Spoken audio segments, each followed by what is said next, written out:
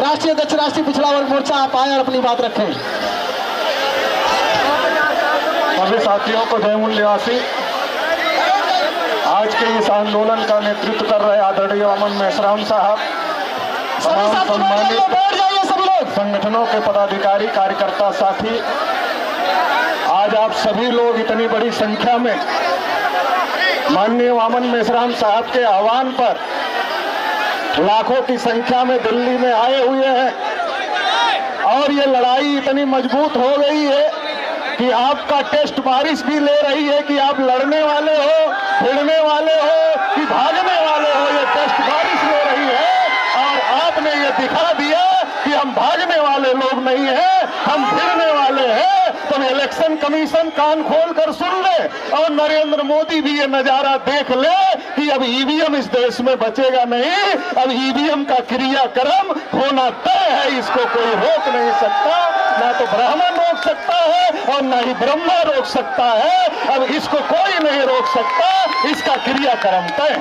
साथियों, वामन मेश्राम साहब को बोलना है, मौसम बहुत खराब हो गया है। मैं ज्यादा लंबी चौड़ी बात नहीं करना चाहता, मैं तो एक ही बात करना चाहता हूं कि आज जो मुल्क के हालात हैं जो इतना खराब हो गए हैं, कहीं अनुसूचित जाति के लोगों के ऊपर अन्याय अत्याचार हो रहा है तो कहीं आदिवासियों के ऊपर अन्याय अत्याचार हो रहा है, कहीं किसी को मॉब लिंचिंग का, माइनॉरिटी के साथियों को मॉब लिंचिंग का शिकार बनाया जा रहा है।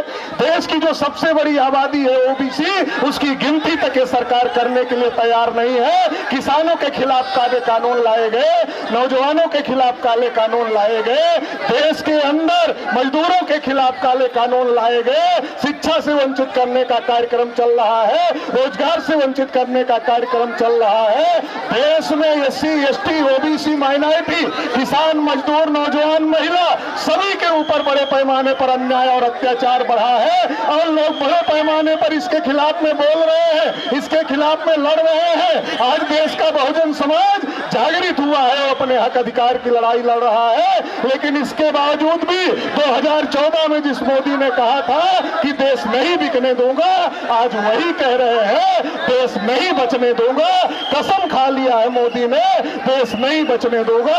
ये तानाशाही कहां से पैदा हो गई है, ये तानाशाही कहां से आ गई है? ये तानाशाही ईवीएम ने पैदा किया है। आज ये जो घमंड है आरएसएस बीजेपी का, आज ये जो घमंड है नरेंद्र मोदी का, ये घमंड तोड़ना बहुत ज्यादा जरूरी हो गया है और ये घमंड तोड़ने के लिए ईवीएम को तोड़ना जरूरी हो गया है, ईवीएम को हटाना जरूरी हो गया है। इसलिए जो ईवीएम के खिलाफ ये लड़ाई चल रही है, इस लड़ाई में आज आप लाखों की संख्या में आए हो और आज आपने नजारा दिखा दिया है कि ये देख लो, अपनी आंखों से देख लो। अगर आप हमारी बात नहीं मानोगे तो आने वाले समय में इस देश के अंदर जनता मालिक है, लोकतंत्र नहीं। देश और दुनिया का ये इतिहास रहा है, बड़े से बड़े तानाशाहों को दुनिया में धरती पर पटकने का काम वहां की जनता ने किया है। ये चुनाव आयोग कौन सा तानाशाह है? ये नरेंद्र मोदी कौन सा तानाशाह है? ये कोई इतना बड़ा तानाशाह नहीं है जिसको हम लोग धरती पर नहीं पटक सकते हैं। इनको भी इनकी औकात दिखाएंगे, इनको भी जमीन पर पटकने का काम करेंगे। चुनाव आयोग हो या नरेंद्र मोदी हो या आरएसएस हो, उनको उनकी औकात दिखाने का काम करेंगे, ईवीएम भी हटाने का काम करेंगे, लोकतंत्र भी बहाल करने का काम करेंगे। और ईवीएम के दम पर जो गुंडागर्दी चल रही है और जो लोकतंत्र और संविधान को खत्म करने की साजिश आरएसएस बीजेपी के द्वारा की जा रही है, इसको भी रोकने का काम किया जाएगा। और जो बाबा साहब मान्यवर काशीराम साहब, जगदेव प्रसाद कुशवाहा, ललई सिंह यादव, राम स्वरूप वर्मा का सपना था कि इस देश का बहुजन समाज इस देश का शासक वर्ग बनेगा, तो इस देश का बहुजन समाज अब इस देश का हुक्मरान बनकर रहेगा। कोई भी ताकत इसे नहीं रोक सकती।